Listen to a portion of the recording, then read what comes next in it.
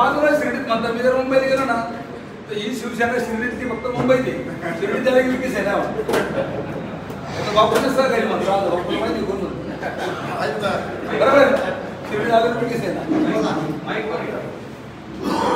सगळे जमलेले युवक व ज्येष्ठ यांना प्रथम मी साहेबांच्या वतीनं जय आभार मानतो. आजची मीटिंग ही फक्त साहेबांची बोलवलेली, आपण फक्त नावासाठी आलेले. ही जी विलक्षण मी साहेबांची आतापर्यंत 4 विलक्षण बघितलेली, आता हे 5वं आहे. साहेब सांगतील तेच होणार आहे. साहेब सांगतील तेच नगराध्यक्ष होणार आहे. आणि साहेब जे नगरसेवक सांगतील ते मी सांगतो आजच साहेबांच्या क्षेत्रात यादी बी असणार आहे. ते डिक्लेअर झालेले असणार. साहेब एवढं वातावरण तयार झाले की आपल्याला विरोधकच राहिलेले नाही. दादा तर मागच बोलून गेले माझ्या क्षेत्र यादी डिक्लेअर झाली. म्हणजे नावाला आपण प्रमाणे विलक्षण घेणार आहे. विलक्षणची गरज नाही. आता दारू भाऊ सांगितले इतके वेळ बिनविरोध झालं पाहिजे साहेब. आणि जर पुढाकार घेतला ना तर अजून बी होऊ शकतं. राजू बापूला भाईयांनी जर इंटरेस्ट घेतला ते 2-3 जणांना गावात जर चर्चा केली काय त्यांची अपेक्षा जास्त नाही भाई. तुम्हाला माहिती असेल 2-3 जागा मागतील थांबून घेतली.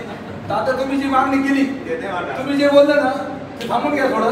साहेब शिवसेना राष्ट्रवादी जास्त जागा लागेल आमचा विचार करते. तुम्ही असं नका समजू 1-2-2-3-3 नेते जाणार रवी होऊन राष्ट्रवादी असं नाही. शिवसेनेचं बी भरपूर सीट आहे आमच्याकडं. आता इथं बरेच जण बसले तुम्हाला नाव नाही घेत.